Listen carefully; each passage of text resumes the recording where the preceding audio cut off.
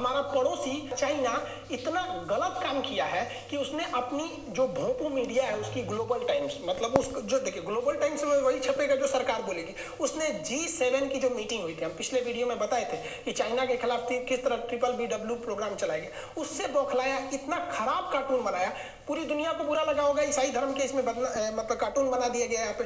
अब ईसाई धर्म का एक लास्ट सपर एक बहुत फेमस ये एक आर्ट था, लियोनार्डो दा विंची।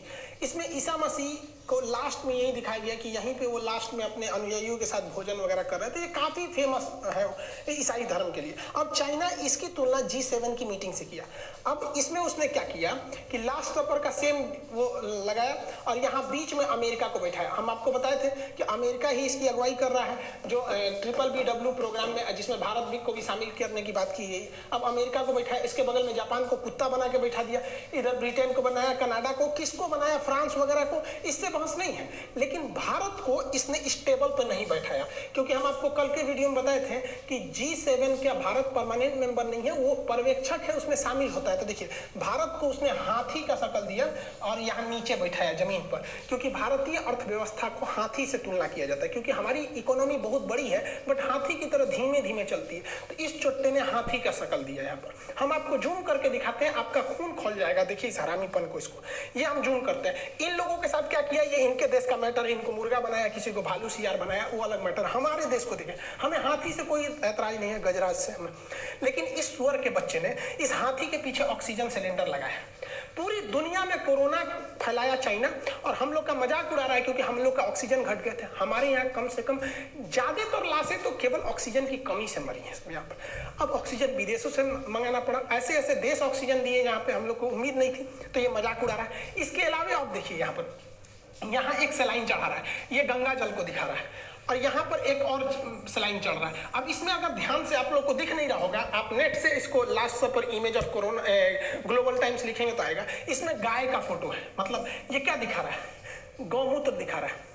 और जब हरामीपन कर रहे हो, भारत में हिंदू की आस्था है, ज्यादातर मेजोरिटी यहाँ है, वो गोमूत्र कोई प्यास बुझाने के लिए नहीं पूछते हैं, उनकी आस्था है, किसी के में उसमें नहीं जाना चाहिए, इससे सेंटिमेंट्स हर्ट होते हैं। अब यहाँ गंगा जल चढ़ा रहा है। अरे भाई साहब, हमारे यहाँ आस्था है, कोई गंगा जल में विश्वास करता है तो कोई आबे जमजम में विश्वास करता है। तो इस तरह का मजाक, वो भी वो देश जो कोरोना फैलाया पूरी दुनिया में, उस हरामी के बच्चे ने दिखाया कि इस तरह की मीटिंग से कुछ होने वाला नहीं है चाइना को। उसकी सरकारी मीडिया इतना हिम्मत कर सकती है, क्योंकि चीन की मीडिया जो लिखती है वो ये माना जाता है कि चीन की सरकार के कहने पे लिखिए, क्योंकि वहां मीडिया का पूरा कंट्रोल है। लेकिन भारत की मीडिया स्वतंत्र है, लेकिन इनको आपस में लड़ाने से फुर्सत नहीं मिलता है। अकलेल बकलेल को दुगो को बैठा के आपस में लड़वाएगा सब। इस तरह का मैगजीन क्या हमारे फ्रंट पेज पे छप सकता है? Father of corona, father day के दिन सबसे अच्छा इमेज अगर कुछ हो सकता है तो ये हो सकता है। हमारे न्यूज़पेपर पे ये छपना चाहिए कि चाइना का बेटा जो कौन, शी जिनपिंग का बेटा कोरोना है, इससे अच्छा फादर कौन हो सकता है? इसका बेटा ने पूरी दुनिया में तबाही मचाई। लेकिन नहीं, हम लोग चाइना का नाम आता है तो सोच समझ के काम करने लगता है। हम लोग को भी एग्रेशन दिखाना चाहिए।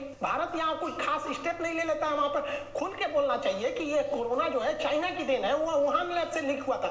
जब श्रीलंका में हो रहे अत्याचार की जांच एलटीटी के खिलाफ यूएनओ में हो सकता है, आतंकवाद के खिलाफ जांच यूएनओ में हो सकता है, हमास से इजराइल का मामला, इजराइल ने कितने रॉकेट मारे, कितने मिसाइल मारे, इसकी जांच अगर यूएनओ में हो सकती है, तो बताइए कोरोना की वजह से चाइना ने इतना कोरोना फैलाया, लाखों करोड़ों लोग की जान गई, इसकी जांच क्यों नहीं होगी यूएनओ में? और अगर यूएनओ जांच नहीं कर सकता तो भाड़ में जाए साला, यूएनओ किस काम का? यहाँ हमारे यहाँ लाशें बिछ गए, और हम लोग के किसी भारत के किसी बड़े नेता को आप नहीं देखे होंगे जो खुल के चाइना का विरोध किया होगा। चाइना हर जगह अपना दादागिरी दिखा रहा है, वो अमेरिका को कंपीट करना चाह रहा है चाइना, जबकि हमारे यहाँ सॉफ्ट नीति चाइना के प्रति, चाइना के नाम आते एकदम सॉफ्ट नीति हो जाते हैं। ऑस्ट्रेलिया ने कहा जांच होना चाहिए, ब्रिटेन और अमेरिका ने कहा जांच होना चाहिए। कभी सुने भारत के किसी बड़े पद पर हमारे प्रधानमंत्री को ये आलोचना करते हुए कि ये खुल के बोलते हुए कि वुहान लैब से निकला? इसमें क्या डर रहा है भाई? जबकि हमेशा उसको फायदा होता है, व्यापार से बंद होगा व्यापार, उसको घाटा हो जाएगा। लेकिन मोदी जी भी जब गुजरात के सीएम थे उस समय इतना एग्रेसिव रहते थे, भाषण देते थे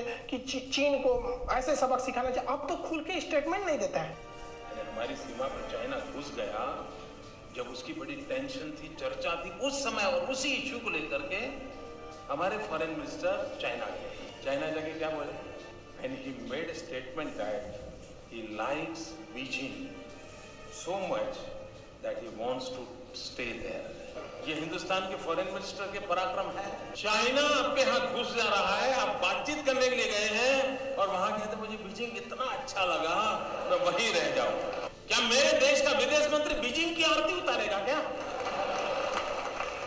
हम लोग मर रहे हैं, कितने लोग गंगा में लाशें बह रही हैं चीन के वजह से। कोरोना हम लोग की देन थोड़ी है। शुरुआत में ही चोट्टा बोल देता अगर वो 2019 में ही कि ये ह्यूमन टू ह्यूमन फैल रहा है तो हम लोग बैन लगा देते लोग चाइना के ट्रेवल पर, लेकिन नहीं। और हम लोग एकदम आराम से चाइना नाराज ना हो रहा, चोट्टा कहीं का।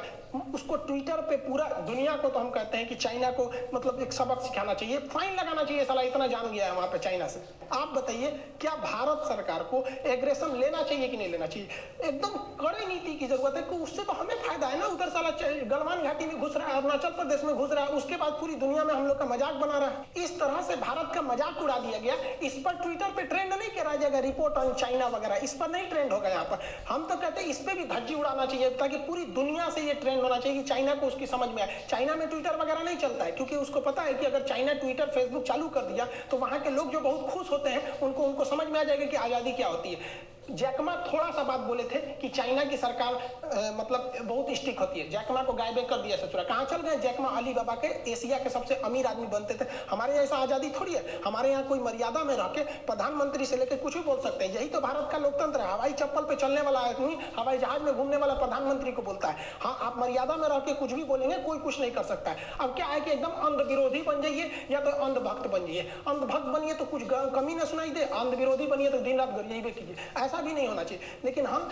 चाइना को उसका सबक सिखाना जरूरी है क्योंकि अब पानी सर से ऊपर चला गया। उस हरामी के बच्चे ने पूरी इकोनॉमी चौपट कर दिया। और आप लोग से एक रिक्वेस्ट है कि देखिए मेरा ट्विटर